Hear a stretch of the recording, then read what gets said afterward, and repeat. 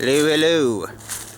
So, got some more questions, and I'll just cover them now. First one is with me being on fruit juice, mainly citrus juice. How are my teeth holding up? Because I'm like well over 70 something days on juice at this point, and my teeth are holding up quite fine. It's not even a matter of holding up, they've improved.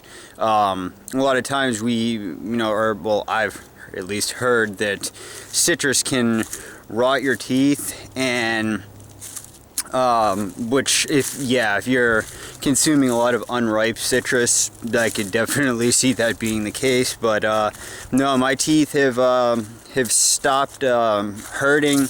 I have on this side of my mouth, I had a root canal done years ago, and it wasn't done properly, and there's a big pocket there, and that puppy used to bleed on me almost daily.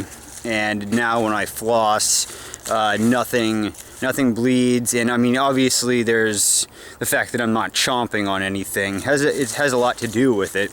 But even with that, on days where I would take it easy and eat a lot of soft things like bananas and all that, it would always still bleed anyways. So it really wasn't a matter of things getting impacted in there.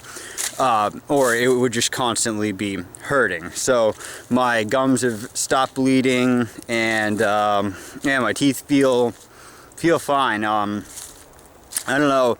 I might try to find some sort of bite block or something like that, because I mean, at this point, since I'm staying on juice indefinitely, I don't know. I always talk about in my videos, use it or lose it.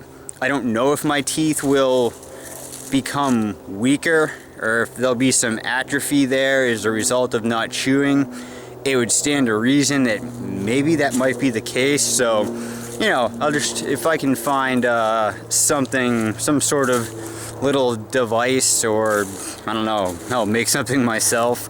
I'll figure something out with that. So yes, my oral hygiene is still good.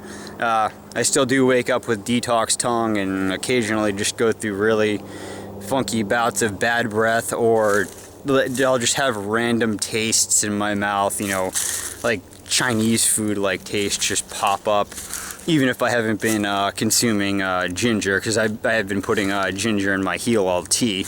And that brings me to another question that was posed, is what are my thoughts, my opinions on coffee and tea? Well, with herbal tea, no issues. When it comes to caffeine, it's not really, I do consume a little bit of green tea, which does have caffeine in it, and that's not an everyday thing. Or occasionally I'll have kombucha, which actually with the kombucha, I'll just touch on that for a second. I would drink it because I like the taste of it, and actually only really a specific one. But I don't believe the kombucha is a detoxifier. I think that the only health benefit that it may have is that it has some B vitamins in it. Outside of that, I don't believe that it's a detoxifier. But anyways, back to the regular old coffee or tea. So do I consume a little bit of tea? Yeah, time to time, especially, just being kind of on the lean side and it being kind of cold out. Yeah, it does. It helps to boost the spirits. For me personally, I don't go off on all these trips about caffeine and theobromine and all that being neurotoxins, and maybe in large quantities they're going to cause your brain to degenerate, but I don't know.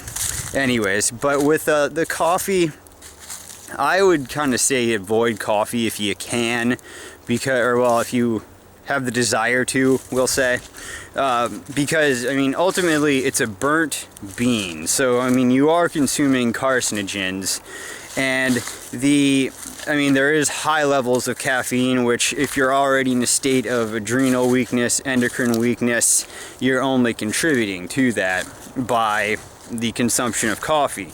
Now, if you absolutely must consume coffee, I would say seek out what is referred to as single origin coffee.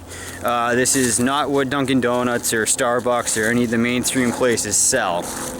Single origin coffee comes from just that. It comes from a single farm. And the reason that is good is because it's small batches, it is generally cleaner, we'll say.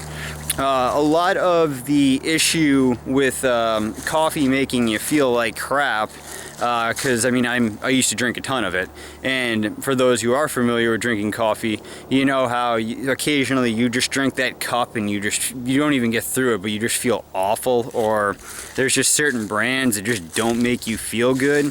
Well, a lot of that is actually linked to mold that is actually growing on the coffee bean itself. Now, this mold, and I forget the name of the strain, so you can always Google what I'm saying right now and do research on it if you really care.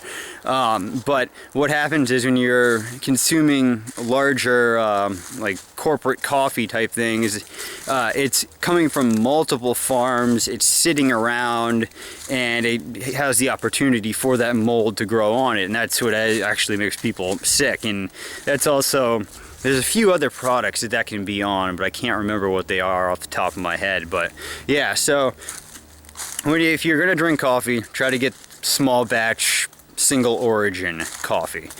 So there's that. And then the last one was regarding herbs. If you're trying to start out on something, I would just, if you're trying to detoxify yourself, you're also looking to strengthen yourself as well. Now, strengthen yourself, we're not talking necessarily the physical, I should say muscular.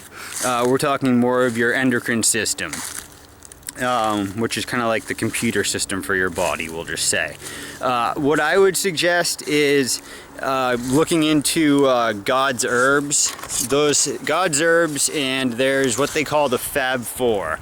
And the Fab Four covers your lymphatic system, your kidneys, your endocrine system or your adrenals, and your stomach and your bowels. Because what you want to do is make sure that you're taking in things that will help to clean up your bowels, that's going to strengthen your kidneys, and will also strengthen your adrenal glands. So that's a good start right there, because you can just basically look at your GI tract as the trunk of a tree.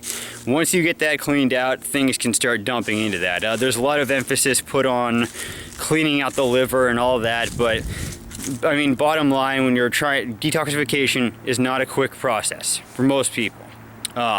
And so when you're first starting out, you know, get your bowels going. Your bowels and your kidneys are what are going to, they're your main exit doors.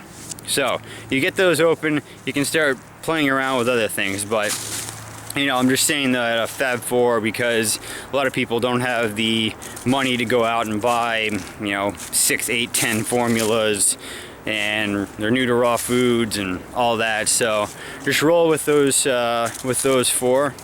And so that covers the questions that I've been asked thus far. And if you have any, just shoot them to me. Feel free to send me any comments and subscribe. Hit the like button, share, and go have fun. See you later.